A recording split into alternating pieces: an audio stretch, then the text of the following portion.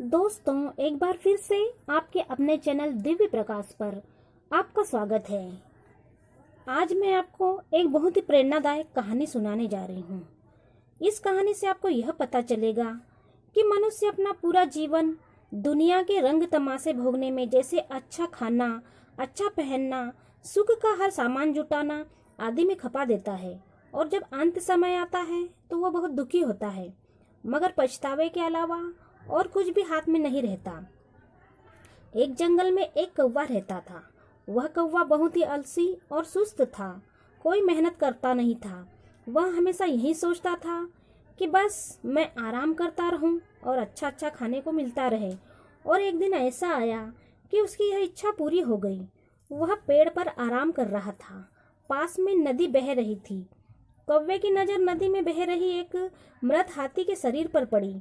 उस हाथी के शरीर पर बहुत सारी चोटें लगी थी और खून बह रहा था।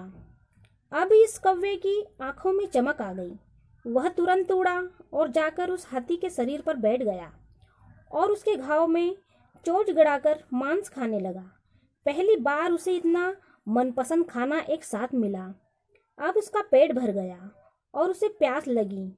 तभी उसने वही नदी का पानी भी पी लिया। फिर क्या था, हाथी के शरीर के ऊपर आराम भी करने लगा। उसके ऊपर वह भी तैरने लगा। बैठे बैठे प्रकृति के नज़ारे देखने लगा। चारों ओर हरियाली, ठंडी ठंडी हवाएं, भरपेट खाना और पानी। ऐसी सुविधा पाकर वह बहुत प्रसन्न था। ऐसा सुख उसे पहले कभी नहीं मिला। इसी खुशी में वह कौवा कई दिनों तक उस मृत हाथी के शरीर पर बैठा रहा, और इस खुशी में वह इतना लिप्त हुआ कि उसे यह याद ही नहीं रहा कि अब नदी समुद्र में मिल चुकी थी। कौवा उस सुख के अनुभव में यह भूल गया कि नदी आखिर एक दिन समुद्र में मिल जाती है। जब उस कौवे के सुख के दिन समाप्त हुए, उसे चारों ओर अथाह समुद्र ही समुद्र दिखाई देने लगा। कहीं कोई किनारा नजर नहीं आ रहा था, और जिस मृत हाथी के सहारे वह बैठा था, वह भी बहुत समय पानी में रहने के कारण पानी में डूबने लगा। अब कौवे को होश आया। जैसे वह अब नींद से उठा, हाथी पानी में डूब गया। अब बहुत दिनों के बाद कौवे ने उड़ान भरी, मगर चारों ओर पानी ही पानी, कोई किनारा नजर नहीं आ रहा था। अब वह भूखा प्यासा थक चुका था। मन ही मन पछता रहा था कि मैंने समय रहते ही क्यों नहीं यहाँ से उड़ान भर ली।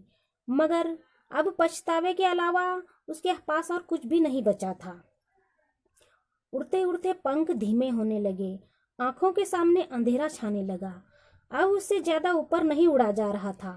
समुद्र तल के एकदम पास में उड़ने लगा। बेचारा कहाँ तक उड़ता। तभी पानी के अंदर से एक बड़ा मगरमच्छ बाहर आया और अपना मुंह खोलकर उस कौवे को निगल गया।